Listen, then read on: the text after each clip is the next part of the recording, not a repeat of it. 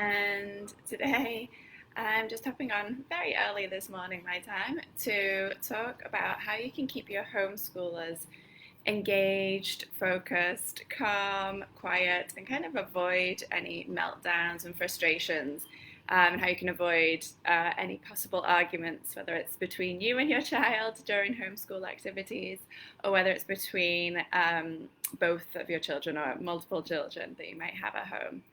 So obviously at this time, some of you have been in quarantine and homeschooling for maybe 8 weeks or longer.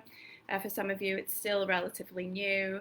Some of you are probably going absolutely crazy with homeschool and you're just at your nerves' end and you're really not sure how you can continue to do this, which is totally normal, don't worry.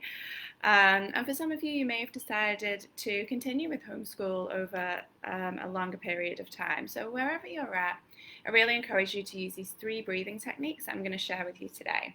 So I've got one breathing technique to help children with concentration, works for younger children and also for teens.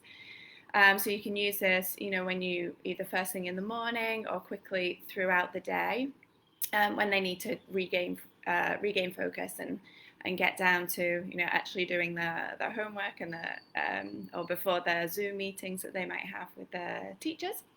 I've got another technique that is about releasing frustration. So this is a great one for you to do together if you or your child are kind of on the verge of a meltdown. It's a quick technique to release that.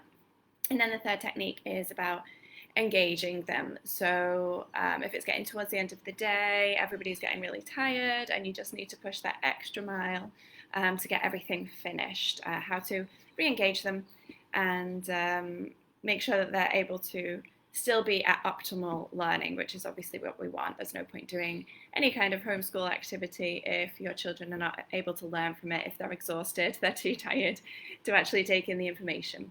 So what I love about breathing techniques is that it does actually work directly with the nervous system. So obviously then working with the brain, so it can re-engage the brain. It helps children go into this place where they can be focused, where the brain can be absorbing and be at optimal learning state. And another thing I love about it is they're fast acting. So immediately they're kicking in the nervous system one way or another, whether we're going for restoring, calming, cooling, or whether we're trying to re-engage them and get them to be a bit more awake and more alert. The breathing that when we manipulate the breathing techniques, it instantly works with the nervous system. So it's very fast acting. And you can do it together with your child. So even if your child is feeling good and it's you that is feeling frustrated, you can do these breathing techniques together with them. So the first one is for concentration, and I like to use box breath. So it helps them stay focused. They have to really stay focused on your instructions. Very simple, so any age group can do it really. It does involve a breath retention, so holding the breath. So often with the younger children under 6 years and under, I don't use the breath retention. But box breath is simply an inhale, hold the breath, exhale, hold the breath. So you're painting a box basically. So you inhale, hold the breath, exhale, hold the breath, and go again. So with the younger children, instead of, if you don't want to encourage them to hold the breath, which is not something that I usually do, I will just do inhale, exhale, exhale. So very simple, but keeps them focused. And again, with the younger children, I get my magic wand, or you can, anything, any kind of wooden stick or anything, wooden spoon, and instead of verbally instructing it, they have to follow the movement of the magic wand. So it just makes it a little bit more interesting for them. It's a quiet activity, and of course you can do it with them, and that helps to regain focus.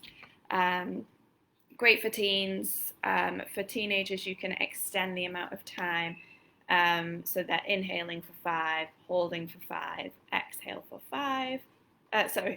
Hold for 5. So 5, 5, 5, 5 for the teens, because they're able to obviously hold their breath for a little bit longer, control their breath for longer. So box breath, really great one, fast acting. Sometimes you only need to do it 3 or 4 times and already they're feeling calm, focused, back in their body, ready for learning. So their brain is re-engaged and ready for learning. The second technique is to release frustration. So this is for both you and any of your children. And this is breath of joy. And this is an inhale, inhale, inhale, exhale. And I like to do this standing up. So you've probably already seen me do this before. But I use the arms as well, so it really brings a sense of lightness into it and get them to sway their body around however they like. So it's really all about releasing any frustration, releasing anxiety, releasing stress, whatever they're holding on to, whatever's been building up. And so they inhale, inhale, inhale, shh. And the exhale comes through the mouth with this shh sound. Okay, so even if you try it now, you'll be able to see that this shh sound is much more releasing than just exhaling through the nose. So we just do inhale, inhale, inhale, shh. And I move my arms, they can move their bodies, they can fold forward on the exhale and really focus on that releasing. So again, great for all age groups. The little ones love it. It helps them release and get them all, floppy with their arms and moving around.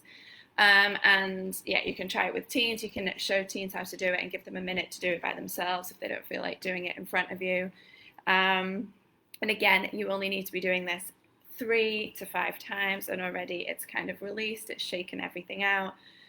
It's re-engaged their brain so they can go back to learning. So that's breath of joy for releasing. And then the third one is for creating engagement. So if it's at the end of the day, they're getting really tired, they're exhausted, and you know that you've just got to kind of push on through and get these final little bits of tasks or homework completed. So just taking a minute, I like to do star breath. So it's just a simple inhale through the nose and again an exhale through the mouth. I like to give the little ones the opportunity to stick their tongues out, so a little bit like lion's breath. So they inhale and then exhale. And I like to do it with a movement. So on the inhale, they can hug their knees in towards the chest and wrap themselves up into a little ball, which is naturally very soothing for them.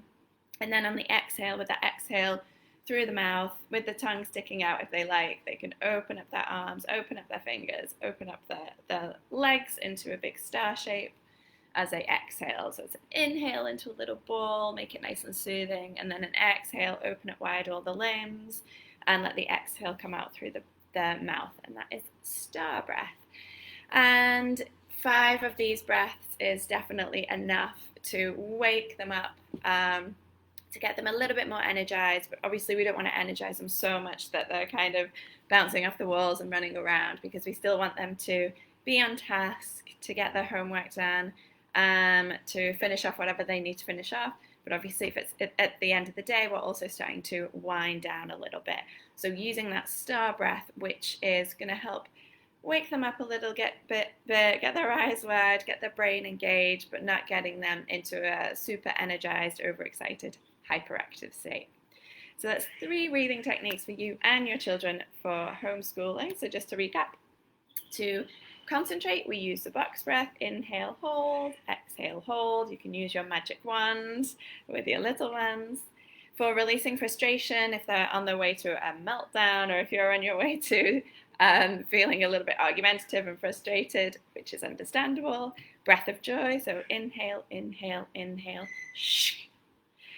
And then the third one is for re-engaging them, creating a little bit of energy for at the end of the day when they're feeling really tired and lethargic and they just need that extra push, is star breath. So inhale, curl into a ball, exhale, open up like a star, and they exhale through their mouth with their tongue sticking out like this.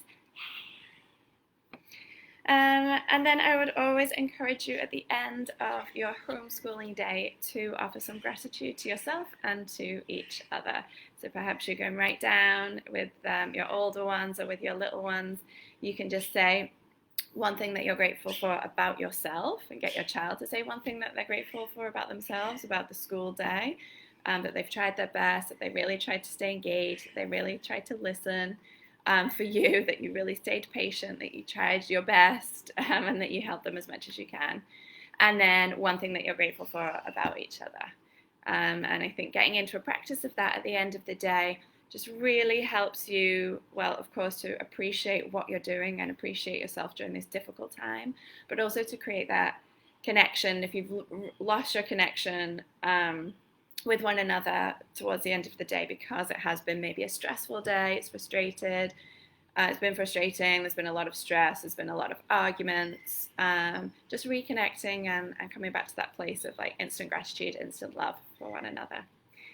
All right, well, comment below. Let me know when you use these breathing techniques. Let me know how it went and which ones they loved and responded to. Yeah, and good luck with all of your homeschooling, and I'll see you on my next live. Adios.